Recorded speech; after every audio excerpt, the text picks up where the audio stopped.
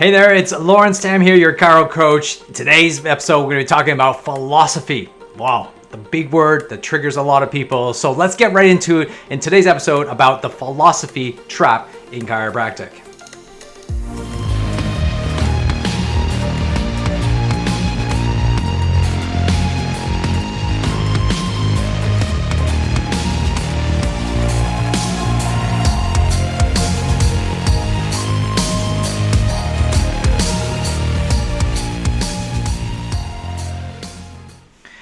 Well, welcome back. It's Lawrence Tam here. My name is, and I'm your chiro coach. And one of the things that we want to talk about today is about the philosophy trap. But before we get there, I want to talk to you about the program that I've been running that I'm just super excited about. How many people are so involved right now from all around the world. It's the 0 to 100 Academy that I'm running. And it's just amazing the amount of feedback and the insights they're getting and the changes that are already happening in just a few weeks. So if you're interested in that, please go check out lawrencetam.com/academy. We join all around the world, chiropractors from around the world, from the United States, the United Kingdom, and also here in Australia and New Zealand, where they are just taking all that information and just really running with it, and really meant for associates, new grads, and students, and also chiropractors. We have chiropractors who have been been around in this profession for close to over 30 years. So learning everything. And one of the things that we were talking about was I got an email from someone who's been in practice for over close to, I believe, 25 plus years. He was saying that 80% of the stuff that I talk about, he knows, but the 20% is phenomenal to be able to help him shift already and so far in the career. So join at lawrencetam.com/academy. Now, before we kind of go and continue today, I want to talk a little bit about philosophy and what philosophy is. Now, just think about as soon as I said philosophy, what did that mean to you? How did that make you feel? I want you to just kind of reflect upon that, because I don't know, I've been in this profession for about 20 plus years now. And one of the key elements is that when it comes to the word philosophy, it triggers a lot of people. And typically there's about 3 ways it triggers you. Number one is that for people who really love philosophy, the word you hear, like, yes, I love this is what it is, and I believe in it. I wish more chiropractors heard more about philosophy. The second trigger is that it could trigger you in the completely opposite way, which is like philosophy is like all those things is, this BS stuff that I don't want to talk about. I don't want to think that it's important, and it could just like turn you off. And there's also the third trigger. I think that what happens is that philosophy comes up because I have no idea what my philosophy is. I don't know. I heard about it. It's supposed to be good. It's supposed to be, we need to dive into it. And then there's also this element of like, maybe we should kind of, think about it. So either way, it doesn't really matter. And I think what's the most confusing issue is that this came up at a presentation at a UCA conference that I did in February 2020 when I was in London. It was just before, like literally just when COVID hit. It was just right at the tail end of when everything was still open, and then all of a sudden COVID hit. So why is this important? Well, I think the philosophy is, what are my thoughts on philosophy? I believe philosophy is an important part of chiropractic. I believe there's art and science and philosophy. I do really believe that. There's the art of it. Obviously, we don't need to discuss that. Science, of course, matters. And philosophy, and it's a way of thinking. How does a philosophy apply to you in practice? I think it does. It helps you decide on every decision you make, how you run your practice, and the type of practice you're going to build. But the thing is that there's also the downside of that. The downside of philosophy that can put you into a trap. And the trap that it puts you into is that a way of thinking. And it could be pigeonhole you or trap you into thinking, not allowing you to go think beyond that. So I did this presentation, and the student asked me was, what are your thoughts on, I think what the question was what are your thoughts on philosophy, and how does students get to learn more of it? And here's my answer to that, and I hope that you enjoy this clip, because this clip will kind of help you explain sort of my viewpoint. And here, one thing that I want you to get out of this before I kind of show you the clip here is this: your philosophy matters. But here's the thing, it matters to you. It's relevant to me. My philosophy doesn't matter to you, it matters to me. And the ultimate thing that you got to recognize when it comes to philosophy is that it matters to the person who's living it. It shouldn't matter. My philosophy shouldn't matter to you, right? And your philosophy shouldn't matter to me. And the reality is I rather focus on the behavior of, I hope that you judge me, not on my philosophy, but I hope you judge me based on how I behave as a person, as a human being. And that is more important to me, and that's how I want to choose my living life. Now, philosophy is very personal. How I choose to see the world, how I choose to see my worldview is my opinion, and my opinion only. In my opinion. But you might not believe that, but let's watch this clip and watch this presentation and see what your thoughts are. I'd love to hear your comments and likes so that you can let me know what your opinions on this. And by the way, before we go, make sure you check out lawrencetown.com/academy from the 0 to 100 Academy, where every week, every Tuesday at 1 p.m. on Sydney time, I'm doing this a webinar every single week for associates, new grads, and students, and also chiropractors. So make sure you go check that out. All right, well, let's get right to it, and I hope you enjoy this. When it comes to philosophy, and I don't want to, so here's my take on it. Okay, let's frame this properly. I'm going to give you my opinion. My experience, my opinion, nothing doesn't represent UCA or anybody, so it's just my opinion. So in my opinion, that we all have our own little philosophies. We all have fundamentally different values. You have a different value to you, you have a different value to you, and we all live a different world. And we all have different worldviews. And so I think when we try to think that there's only one worldview, I think that's when we get into trouble. It's never going to work because none of us see this way. I'm Canadian. I'm an Australian. I also have a Chinese background. I have 3 different worldviews. Make sense? I'm also born Catholic, so I have a different worldview. I just went to Marrakesh. Totally different worldview. Like, it was like, whoa, what is going on here?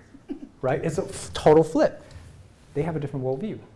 Like, okay, so think about it from a business perspective. I look at this as a business. It's crazy. Who's been to Marrakesh? All right, wow, that many people. I didn't even know Marrakesh existed like a year ago.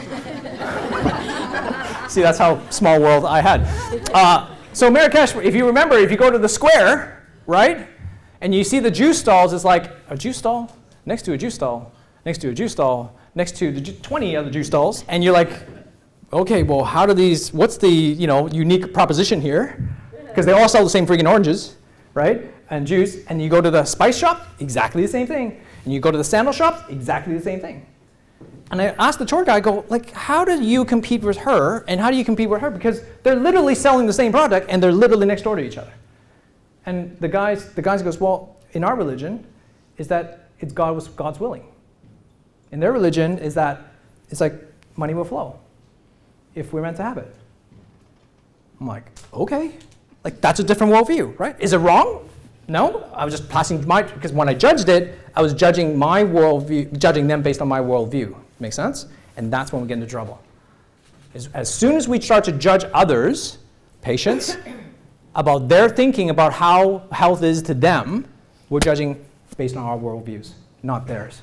And so we got into trouble. So going back to your original question about philosophy and what's my best advice, I say try to figure it out.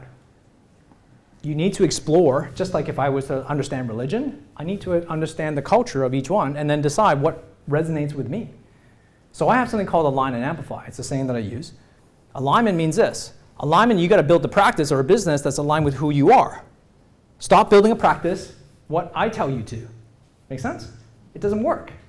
So, but once I align myself, then I can resonate at a certain frequency. Right? And then I'm going to amplify that to 72 hertz. So the patients who are resonating at 72 hertz will hear me loud and clear and go, man, Lawrence is the guy. People at 71 and 73 will kind of hear me, but people on 32 don't even know I exist. And that's okay. Does that make sense? So when it comes to philosophy, it's the same type of thing. You got to hear all sides and then decide for yourself. I can't tell you that this philosophy is better than the other one. That's wrong of me. Make sense? It's wrong of yours. It's rather wrong for them to tell you, but they're trying to influence you in a certain direction.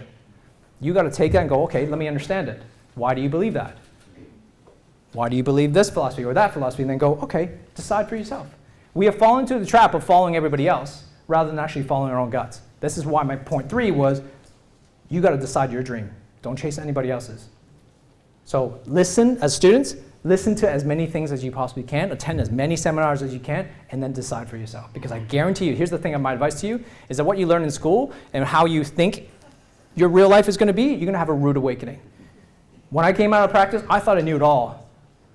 I was a freaking pretty good adjuster, and I knew it. I thought, man, I'm going to be great. And then when I came out, I was like, whoa, these people don't think like the people that are in school. Because why? When you're in school, guess what? You're hanging around with people who think like you. Right? By the way, you all think the same. That's why you're here. And you can fall into this love trap and going, hey, chiropractic's awesome. And when you go out there, guess what? Bang, bam. They don't think like you in this room. Make sense? It's great to talk about chiropractic and philosophy and all the stuff that's here. It works here because we all believe in the same thing. If Neil and I were having a conversation, like, yeah, and you go out there and they're talking to this person and they're like, who are you? Does that make sense? Yeah. So what we got to do is be careful that who you hang around with, although like most of your friends are chiropractors, which is awesome, but remember there's a trap in that. Right? The trap is that you might not be dealing with the real world. So students, my suggestion for you is get out into the real world, get an understanding of how people think. That's why I said skills, as being one of them, you need to learn how to communicate. Communicate is huge. It's not about the adjustment. You're good enough. I assume that they passed you, you're good enough. But what they don't teach you is the skills. The skills to communicate up here and here to the people, and to the understanding of how they think. That's the most important thing. My name is Lucy. I've been a chiropractor for 2.5 years. Currently I'm living in Yeppoon in central Queensland, where I've just opened a practice. I grew up in Melbourne and I studied there before moving up this way. Before I started Nitro, I was going well, but I knew I could do better. Well, the first big achievement was when I was working as an associate, and I started and took over about 150 patients, and then gradually built that to 220 patients. So that was huge. I was an associate, but I was running the practice on my own. Like the head chiropractor, the principal wasn't even in the same state as me. So that was the first big achievement. The second big achievement then was when I left that job, more because I learnt like my self-worth and that I wasn't being valued, what I really wanted, when I felt like I was doing a lot at that practice. So actually having the courage to ask for more and then leave when the job wasn't right for me anymore. And then that led to us opening more practices and now working for our own company. They mean that I can set up a better life for myself and a better future, and just have the courage and confidence I need to like own my life and own my path. It's important to me because it just gives me like a clear direction in life, and getting, obviously, like being younger, I can get on top of a lot of things early and just set myself up really well to support my family, and also a great lifestyle for me and Alex. So it allows us to have like time freedom, so we can do lots of travel, which we like to do. We can spend quality time together and with our family and with our friends. And we can also empower and teach like the next generation of chiropractors and support them and their dreams as well. I think that Nitro has impacted the journey, like kind of, it's always in the background. It's not necessarily like do this. It's just something that's there, and you come to the weekends and you sort of, it's not necessarily like all worksheets and you finish them off and you kind of think, what did we just do? But it really impacts you on a higher level, and just getting ideas and talking to other chiropractors and being inspired and also encouraged by them, and just knowing you've got a great team around you can draw from at these weekends and then all through the year as well.